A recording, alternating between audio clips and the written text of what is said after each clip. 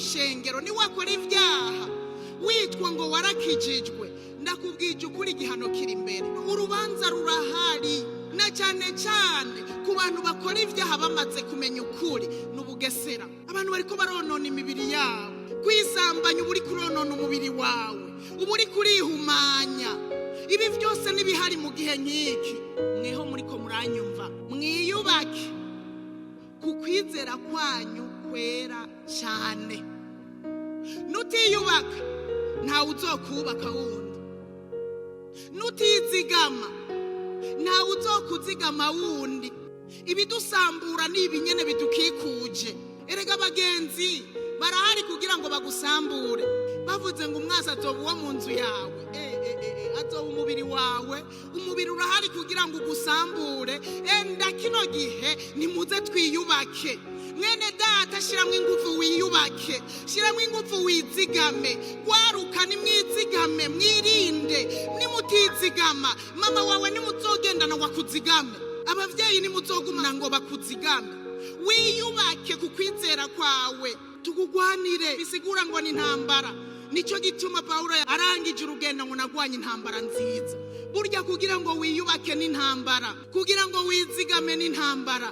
Ibirondera kugusambura birahari, ibirondera kutotera imbere birahari, ariko impanuro niyi: wiyubakire kuri Kristo ko niwe nyanduruko y'ukwizera kwacu. Wishinge kuri urwo rutare, umate kuri urwo rutare ni Kristo. Haleluya.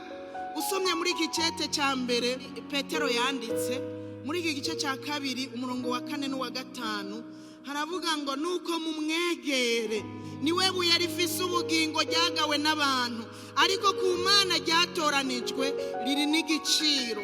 Mwubakwe nk'amabuye afise ubugingo kugira ngo mube inzu yo mu buryo bw'impwemu.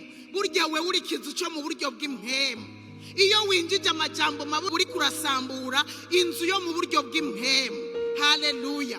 Kandi murazi ko turi inzu Imana ibamwo, turi inzu mwemu yera bamwo. Nituyisamburerera ariko tuyubake. Haleluya. Mugire igikorwa cera c'ubuherezi ngo mutange ibimazi byo mu buryo bw'impwemu bishimwa n'Imana kubwa Yesu Kristo. Haleluya. Nitutiyubaka tuzoba abaherezi babi, ariko nitwiyubaka ngo twubakwe nk'amabuye afise ubugingo. Kugira ngo bikunde bisaba kwegera uwo Yesu ari we buye rifise ubugingo ryagawe n'abantu, ariko ku Mana rifise ububasha. Twegere uwo nyene, twabariwe twiyubakirako. Wizigame, wizigamiye mu rukundo.